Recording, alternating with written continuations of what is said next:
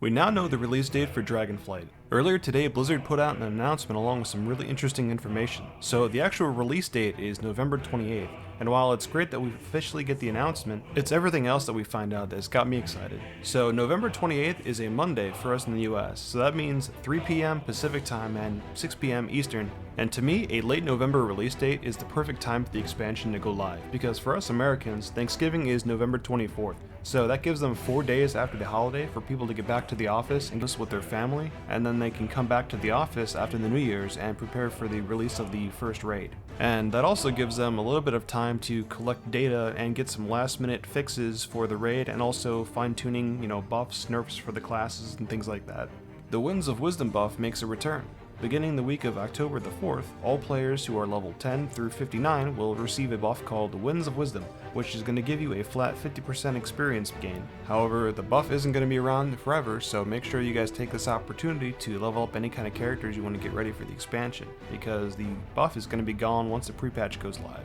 Now, the pre-patch usually goes live a month before the release date of the expansion, so you guys probably have a little bit over a month to basically take advantage of the buff. The next big piece of news is that we find out the raid release schedule, as well as which dungeons are going to be in the first season of Dragonflight for Mythic Plus. So starting on the week of December the 12th, Normal, Heroic, and Mythic Vault will be open, which means players will be able to start gaining loot from their vault every week on the beginning of Tuesday. The first wing of the Raid Finder is going to be opening on December 19th.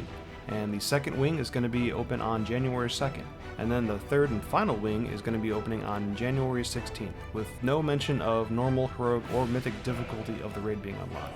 So it sounds to me like after the holidays to be releasing the non-raid finder difficulty, which sounds to me like a great idea.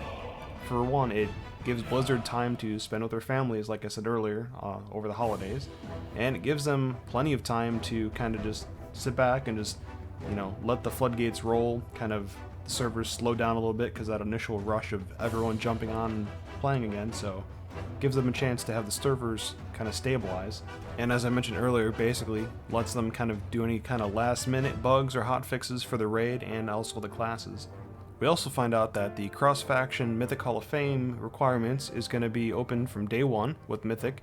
And then for the requirements of your raid, you're going to need to have at least 16 out of your 20 raid roster be in the same guild and the faction to be eligible. So then moving on to the last piece of news, we now know which dungeons are going to be in the Mythic Plus Season 1 roster. And basically it's going to be 4 of the new dungeons from Dragonflight. And those 4 are the Ruby Life Pools, the Nokad Offensive, the Azure Vault, and Athgar's Academy. And I probably just butchered those.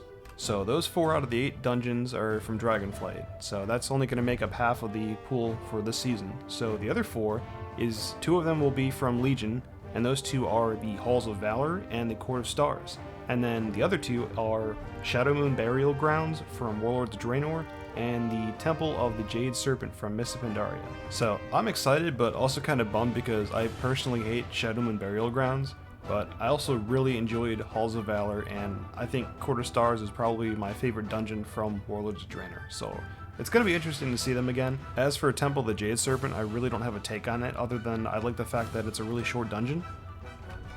We also know that the Mythic Plus affixes are going to be something brand new this season, and unfortunately Blizzard didn't say what it was, but they did say kind of just, stay tuned because they will announce it eventually. And the one really cool thing is they basically said that Necrotic and Inspiring are both gone. So that's a huge win in my book. I just really hated Necrotic, and Inspiring was just really annoying, so that's good. So anyways, that's all we got right now. I'm glad we finally got the release date, so now we know, and basically they kind of have to be committed to the release date now.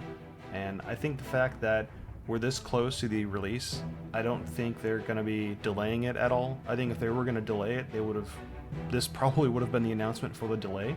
So I think we can lock in the this November release date. But what are you guys' thoughts? Are you guys excited for Dragonflight? Let me know in the comments, and don't forget to smash that like button and subscribe to the channel. And with that, I'll see you guys in the next video.